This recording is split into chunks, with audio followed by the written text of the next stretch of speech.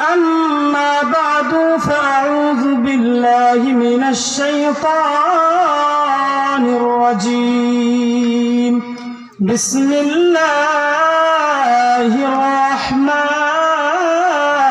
الرحيم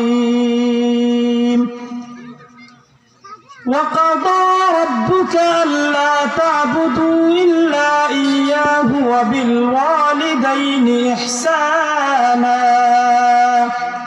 إما يبلغن عندك الكبر أحدهما أو كلاهما فلا تقل لهما أف ولا تنهرهما وقل لهما قولا كريما وقال رسول الله صلى الله عليه وسلم ما من ولد بار ينظر إلى والديه نظرة رحمة إلا كتب الله له بكل نظرة حجة مبرورا قالوا يا رسول الله وإن نظر كل يوم 100 مرة قال نعم والله أكبر وأطيب كلام الله থেকে আপনাদের সামনে আমি দুটি আয়াত তেলাওয়াত করেছি। আল্লাহ রাব্বুল আলামিন তার কালামের মধ্যে বলেন ওয়াকাদা রাব্বুকা আল্লা তা'বুদু, আল্লাহ রাব্বুল আলামিন আদেশ করতেছেন আল্লাহ তা'বুদু, তোমরা ইবাদত করতে পারবে না ইল্লা ইয়াহ, তবে তার ইবাদত ব্যতীত আল্লাহ রাব্বুল আলামিনের ইবাদত ছাড়া কারো ইবাদত করা যাবে না।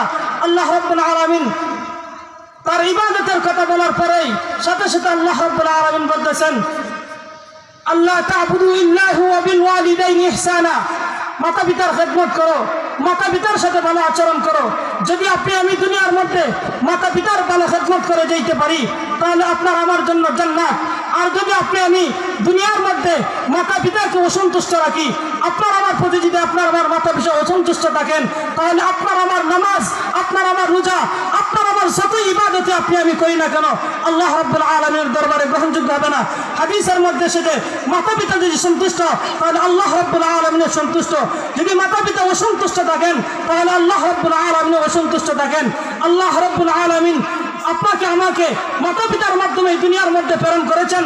আপনার আমার আল্লাহ রাব্বুল আলামিনের ইবাদত করার পর আল্লাহ রাব্বুল আলামিন আপনাকে আমাকে একটি গুরুত্বপূর্ণ দায়িত্ব দিয়েছেন মাতা পিতার খেদমত করা, মাতা পিতার সাথে ভালো আচরণ করা।